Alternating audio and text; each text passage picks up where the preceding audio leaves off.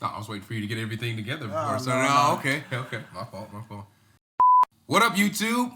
We're back at it again. Will Robertson here. It's your boy Malcolm Eugene. Anyways, we're talking about toxic positivity today. And looking at my trusty notes, toxic positivity is going to be kind of defined as rejecting negative emotions in favor of positive ones. You know, more of a denial of reality. Yes. It gets to a point to where you create this almost disillusion. Yeah. Where you, instead of acknowledging that shit's happening, you're like, oh, okay, it happened, but that's all right, you know, and you continue to push it away, all these bad, you know, these negative emotions, and you find it all compounds later on. It all compounds, yeah. It's so much worse. To put this into perspective, I've been reading a lot of like Carl Jung's books, and he talks about the unconscious and also the self, and how the self is broken down into the persona, the ego, and the shadow. And what happens is when people are suppressing those negative emotions, they're suppressing those into their shadow. And when you're doing that, basically, it's making your shadow more formidable, and then what's going to happen down the line is going to come out at the most inappropriate time in the worst way possible. Absolutely. It becomes a uncontrollable thing, and you find at moments throughout the day, I mean, I'm going through it, you know, been through it myself, and you find it throughout the day, you are just hit with negative,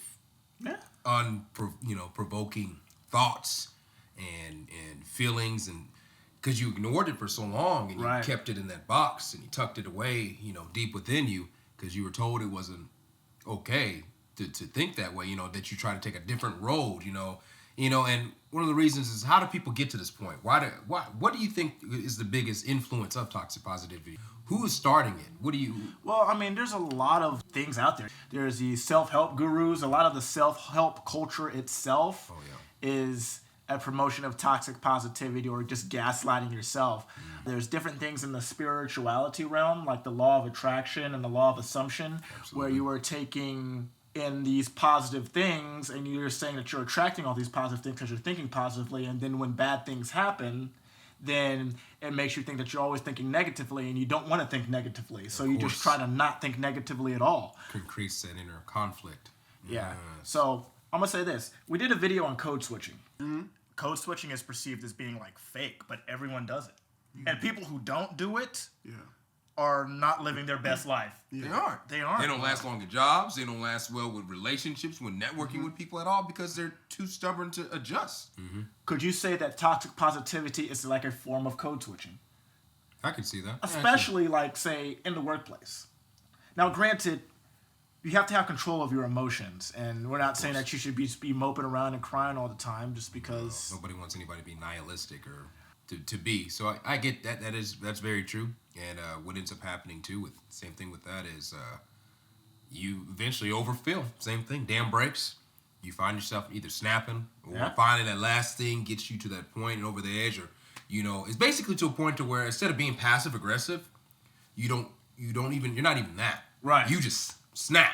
Well, I'm tired of this since day one. It's like, okay, you got all these feelings flying at me, and instead of acknowledging it, letting somebody know about what's going on, why you feel it, think or feel or whatever, what they're showing you, you allowed it to build up build up to the point to where now everybody's looking at you like you lost your mind, you're angry, you're the angry person, now you're disagreeable, and nobody's no one gets why you're thinking this way, even though you've been feeling this resentment or whatever it may be, whatever emotions it is for the last week, months, or whatever. So it becomes a very addicting thing. Oh yeah, and the thing is, we live in a culture where being positive, it's the goal, it's pushed in your face a lot. Absolutely. Like I said before, with the self-help stuff, a lot of people look at that as a way to improve life, and what happens is they end up over-consuming that. Yep.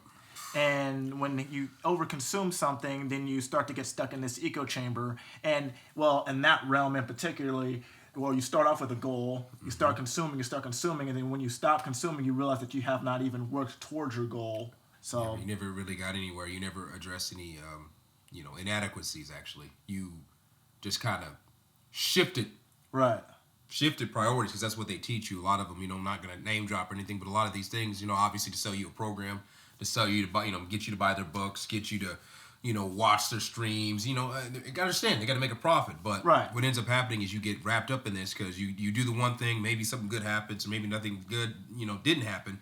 But you say, all right, let me try this and this and this. You look up and you spent X amount of dollars. Right. You invested all this money into this. And it's marketed so well. Personal development, because personal development, self-help, it sounds good. It's what we all should do. Right. But when you don't actually have a goal, when you don't actually follow through with it, and you just find yourself doing this circular thing. Right.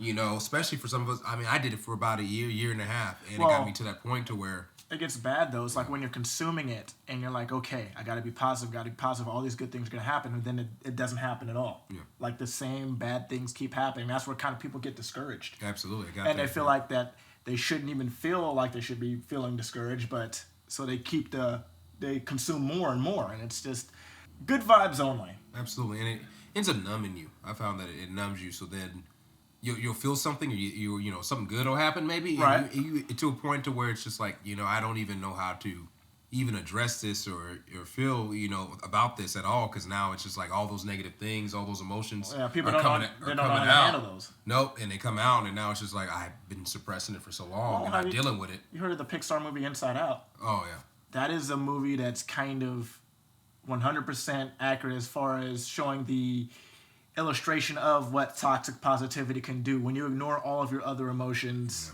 and just try to be happy all the time. It's impossible. It's not healthy at all. No, life's full of struggle. It's full of pain, and we need that. We need that stuff. That's what helps define you, the journey to get you to where you need to be, right? To better yourself. That's the whole point. The self-improvement is to actually better yourself. So if we don't acknowledge these parts of yourself, the shadow, the other parts of yourself, then how can you truly know who you are? Or who you're trying to be. And even when we see people who are, say, down, we subconsciously say like certain cliche things to try to make people feel better that aren't really the best things to say. Kind of like, it could be worse, or you'll get over it.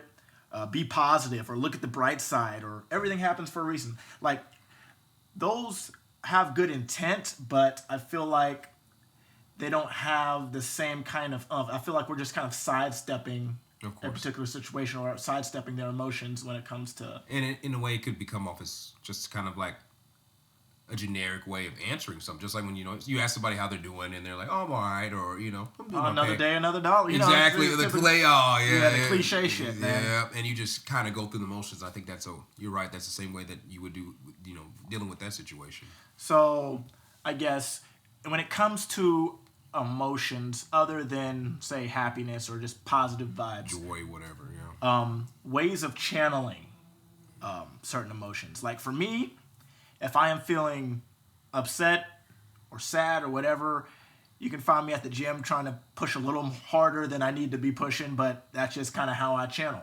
it's a coping mechanism. How you deal with it. Even in channeling, people use positivity as a escape from their negative emotions. Yes, absolutely.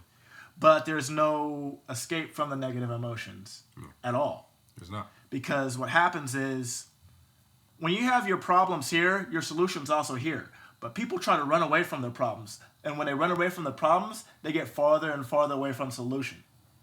So what they need to do is sit here and face their problems head on. Absolutely. Face those emotions head on. It's easier than just, you're not really putting off anything, but it is you are inherently running away from it. It's the classic thing almost, and one of these kind of guru people say, the lion and the gazelle, and that it's a decent metaphor. Gazelle is usually running for something, right? And lion is constantly pursuing something. Right. That's what it is. You become that gazelle. That the only time you move is when you're in the fear for your life, or when you run away. So that's the only time you make any action, and you can't go through life like that. You can't. Avoidance a lot of times makes it a lot worse. Sometimes when you face it up front, you find out a lot of times, for me, especially since I've been working on it, it's a lot easier than it is. You just overthinking shit. Right. You overthink shit and overanalyze. You over-worry. The what-ifs begin. What could happen, what might happen, and just you beat your own self up.